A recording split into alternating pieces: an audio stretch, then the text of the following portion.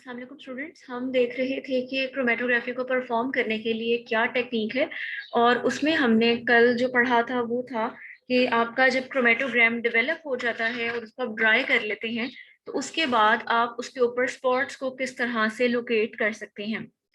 अगर तो आपके पास कोई कलर्ड सब्सटेंसेस हैं, जैसे अगर आप फॉर एग्जांपल इंक्स के साथ या कोई ऐसे रेडिकल्स जो कि कलर्ड स्पॉट्स देते हैं, तो आप सिंपली उनको विजुअली अपनी आईज के थ्रू क्या कर सकते हैं, आइडेंटिफाई कर सकते हैं। बट ये सब केसेस में नहीं होता। बहुत सारे केसेस में आपका जब क्रोमेटोग्राम डेवलप हो जाएगा, यहाँ तक अगर सॉल्वेंट राइज कर गया है, तो आपको यहाँ कोई स्पॉट्स विजुअली दिखाई नहीं देंगे। आपको क्या करना पड़ेगा, कोई ना कोई फिजिकल या केमिकल मेथड ऑप्ट करना पड़ेगा। अपने क्रोमेटोग्राम के साथ, यानी जो आपका डेवलप्ड क्रोमेटोग्राम है उसके साथ आपको स्पेसिफिक ट्रीटमेंट करेंगे, और उसके बाद उस ट्रीटमेंट के बाद यहाँ स्पॉट्स क्या होंगे, विजिबल होंगे। तो ये प्रोसेस कहलाता है लोकेशन ऑफ द कंपाउंड। इसके अंदर हम या तो कोई फिजिकल मेथड यूज करेंगे या फिर हम कोई केमिकल मेथड यूज करेंगे। तो इसको हम देखते हैं। The compounds on the chromatogram can be located either by physical method. Physical method क्या हो सकते हैं, फ्लोरिसेंस हो सकता है या फिर रेडियो एक्टिविटी हो सकता है। केमिकल मेथड क्या है कि इसके अंदर हम कोई ना कोई केमिकल रिएजेंट यूज करेंगे। वो केमिकल रिएजेंट क्या करता है, हमारे वो स्पॉट्स जो कि विजिबल नहीं थे उनके साथ कोई ऐसा कंपाउंड, कोई ऐसा कॉम्प्लेक्स, कोई ऐसी स्पीशी बनाता है जो कि कलर्ड होती है और वो फिर हमें विजुअली विजिबल होती है। नेक्स्ट, मैंने आपको पहले बात एलेबोरेट की कि जो कलर्ड कंपाउंड्स हैं वो आप इजीली लोकेट कर सकते हैं क्योंकि उनको देखने में आपको कोई दिक्कत नहीं है। लेकिन वो वाले कंपाउंड्स जो कि कलरलेस हैं और आप उनको क्रोमेटोग्राम पे बाय सिंपल विजुअल जाहिर देख के आप उसको नहीं एनालाइज कर सकते, तो तब आपको रिक्वायर होंगे ये फिजिकल मेथड या फिर केमिकल मेथड्स। अब हम देखते हैं कि हमारे पास फिजिकल मेथड कौन कौन से हैं for locating a spot on a chromatogram. Physical method में जो पहला मेथड आ जाता है वो आपके पास आ जाता है फ्लोरिसेंस का। फ्लोरिसेंस में आपके पास क्या होता है कि आपका जो भी क्रोमेटोग्राम डेवलप आपने किया और इसमें आपके पास आपको विजुअली कोई भी स्पॉट्स नहीं दिखाई दे रहे, आप क्या करेंगे कि आप, इसका मतलब है कि ये विजिबल रीजन में लाइट की एब्जॉर्प्शन नहीं दे रहा। आप क्या करेंगे, आप इसको यूवी लाइट में एक्सपोज करेंगे। अब चूंकि जो यूवी लाइट है ये आपके पास क्या है कि ये शॉर्टर वेवलेंथ की लाइट है, तो अब क्या होगा कि ये शॉर्टर वेवलेंथ जो है उसको एब्जॉर्ब करेगा और लॉन्गर वेवलेंथ को एमिट करेगा, जिसकी वजह से यहाँ पर क्या होगा, फ्लोरिसेंस, और आपको ये जो स्पॉट है वो यूवी लाइट में क्या होंगे, विजिबल होंगे। तो आप उनको पेंसिल से क्या कर लेंगे, मार्क कर लेंगे। ठीक है। The emitted light is characteristic of the compound and imparts a color to it. This helps in identification of the compound. Although most compounds are relatively stable to ultraviolet light,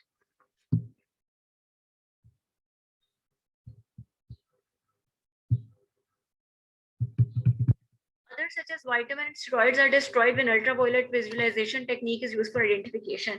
यहाँ पर आपने ये बात भी अपने माइंड में रखनी है कि ऐसा नहीं कि आप स्पॉट को विजुलाइज करने के लिए यूवी लाइट यूज कर लें, बट आपका जो कंपाउंड है, जो आपके जिन चीजों को आपने सेपरेट किया है, वो यूवी की प्रेजेंस में डिकम्पोज हो जाए।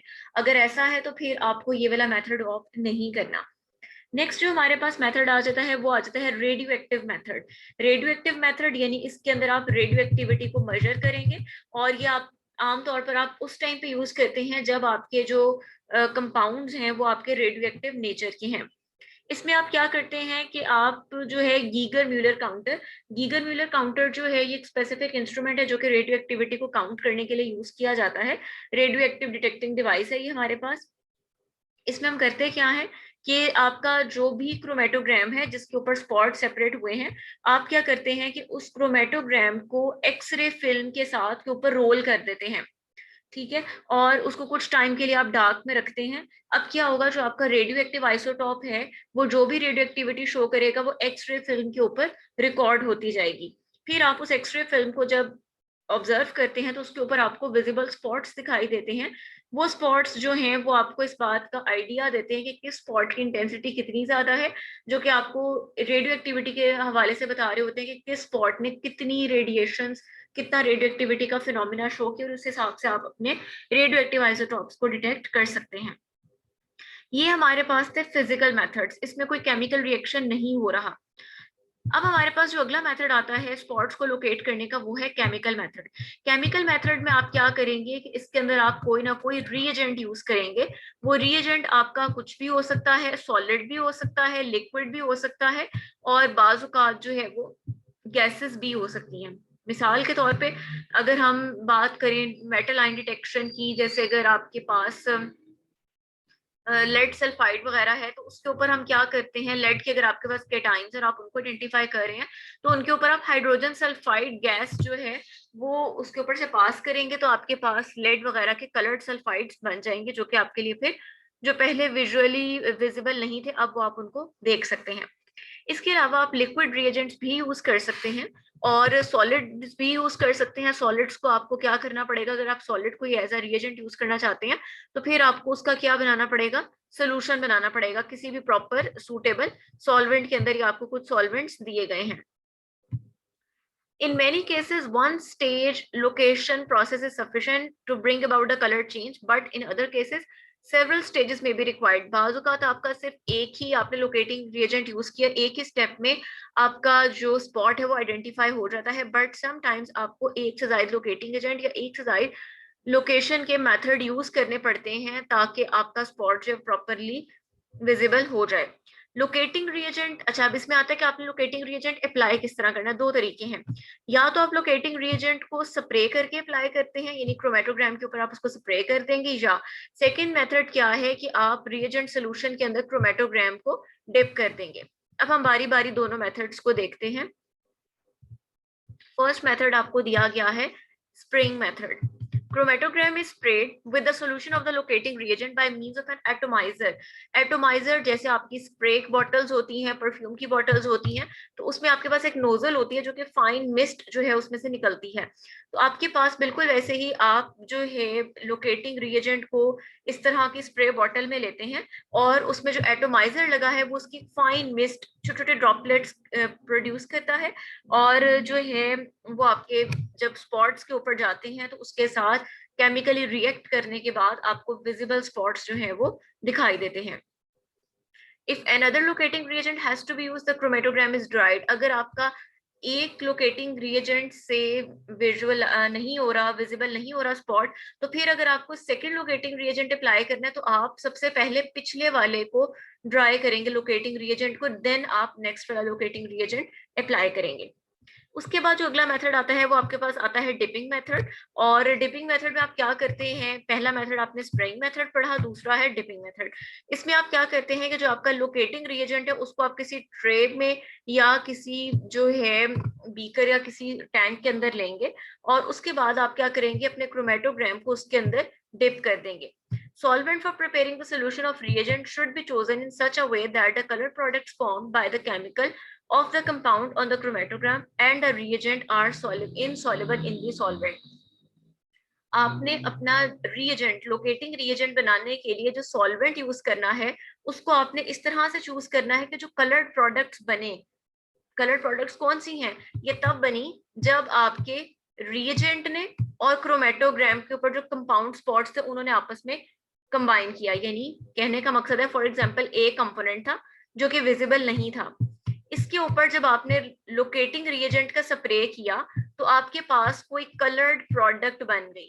ठीक है, अब वो आपसे ये पॉइंट डिस्कस कर रहे हैं कि आपने जो है इस रिएजेंट को बनाने के लिए सॉल्वेंट वो यूज करना है कि जब ये कलर्ड प्रोडक्ट बने तो वो कलर्ड प्रोडक्ट इस रिएजेंट के सॉल्वेंट के अंदर सॉल्युबल ना हो। ठीक है, इनसॉल्युबल हो।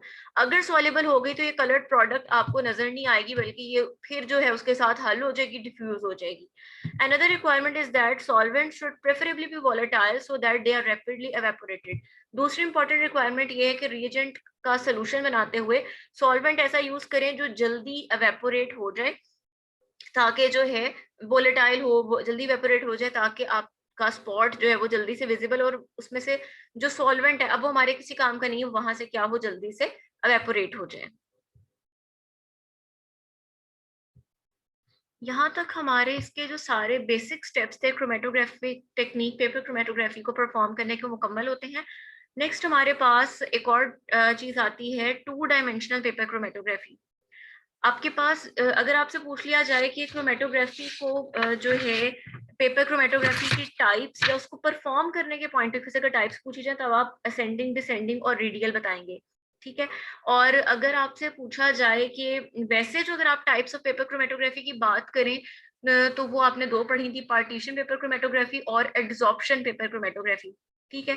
अब ये जो 2 डायमेंशनल और 1 डायमेंशनल है, ये हमारे पास जो है इस बेसिस पर है आपके पास कि अगर आपके पास एक दफा आपने परफॉर्म की, जो आप नॉर्मली जो आपने पूरा पीछे प्रोसेस पढ़ा, ये 1 डायमेंशनल का था, ठीक है। 1 डायमेंशनल में आपने क्या किया, आपने क्रोमेटोग्राम को डेवलप किया ओनली 1 डायरेक्शन में, और अगर आपको लग रहा है कि उसमें आपकी सारी सेपरेशन हो गई है तो ये आपकी क्या कहलाएगी, सिंपली 1 डायमेंशनल पेपर क्रोमेटोग्राफी की, जो आपने सारी पीछे पढ़ी है और जो आप परफॉर्म करते रहते हैं। बट समटाइम्स ऐसा होता है कि आपके कॉम्प्लेक्स मिक्सचर होते हैं और वहां पर क्या होता है कि आपने एक दफा 1 डायमेंशनल क्रोमेटोग्राफी परफॉर्म कर भी ली तो भी सूटेबल सेपरेशन हासिल नहीं होती। अब हम क्या करेंगे, हम उस सूरत में जो तरीका ऑप्ट करेंगे वो कहलाएगा 2 डायमेंशनल पेपर क्रोमेटोग्राफी। अब ये क्या चीज है, 2 डायमेंशनल पेपर क्रोमेटोग्राफी में हम क्या करेंगे, आपका वो क्रोमेटोग्राम जो आपने पहले डेवलप किया था, ठीक है, ये आपका क्रोमेटोग्राम था, यहाँ कोई स्पॉट था, आपने इसमें सॉल्वेंट राइस किया, ठीक है, यहाँ तक आपके पास सॉल्वेंट फ्रंट आ गया। अब आप क्या करेंगे, इसी पेपर को क्या करेंगे, अब आप एक और सॉल्वेंट लेंगे और पहले वाली जो डायरेक्शन थी, अब उस डायरेक्शन के आप क्या करेंगे, इस पेपर को राइट एंगल कर देंगे 90 डिग्री के एंगल पे, और अब क्या होगा, इसके ऊपर सॉल्वेंट जो है वो राइज करेगा। तो यही बता रहे हैं कि development of chromatogram using another solvent at right angle to the first can be carried out to obtain a better separation of the components. अब इसमें आपके पास जो है chromatogram is prepared in usual way, ठीक है, वैसे ही आप प्रिपेयर करेंगे और असेंडिंग या डिसेंडिंग किसी भी टेक्निक के थ्रू आप इसको राइज करवा देंगे। After drawing the paper it is turn through 90 degree, आपने एक दफा डेवलप कर लिया, अब आपने उसको जो है 90 डिग्री पे क्या करना है, टर्न करना है, और अब आपने क्या करना है, दूसरे सॉल्वेंट के साथ, डिफरेंट सॉल्वेंट के साथ अब अगेन क्रोमेटोग्राम को डेवलप करवाना है। The develop chromatogram is dried and compounds located with locating region, बाकी आपने सारा उसी तरह से करना है। अब आप देख सकते हैं कि यहाँ पर उन्होंने आपको शो किया है कि जी ये आपके पास पहला यहाँ पर स्पॉट्स थे ABCDE, ठीक है, मिक्सचर था। आपने जब फर्स्ट सॉल्वेंट राइज करवाया, ये सॉल्वेंट फ्रंट आया, तो आपके पास ABCDE, यानी अगर आप देखें तो ये जो आपकी सेपरेशन है ये प्रॉपरली अचीव नहीं हुई। एक बी को भी सेपरेट होना चाहिए था, डी और ई को भी क्या होना चाहिए था, सेपरेट होना चाहिए था। अब आप क्या करेंगे, अब आप इसको 90 डिग्री पे पेपर को रोटेट कर देंगे और साथ में अब आप क्या करेंगे, अब आप जो है एक और सॉल्वेंट जो है वो उसको आप पास करेंगे। अब आपके पास क्या होगा, अब आप देख सकते हैं कि जब आपने सेकंड रन किया तो अब आपके पास वो जो पहले ए और बी सेपरेट नहीं हो रहे थे, अब ए और बी, और इधर से डी और ई जो पहले सेपरेट नहीं हो रहे थे, अब वो भी क्या हो चुके हैं, सेपरेट हो चुके हैं। तो इस तरह 2 डायमेंशनल क्रोमेटोग्राफी हम तब अप्लाई करेंगे जब 1 डायमेंशनल क्रोमेटोग्राफी, यानी जो आपका नॉर्मल वे है क्रोमेटोग्राफी का, वो अगर आपको फ्रूटफुल रिजल्ट्स नहीं दे रहा, आपकी सेटिस्फैक्टरी सेपरेशन नहीं दे रहा, तो फिर हम 2 डायमेंशनल क्रोमेटोग्राफी यूज करते हैं।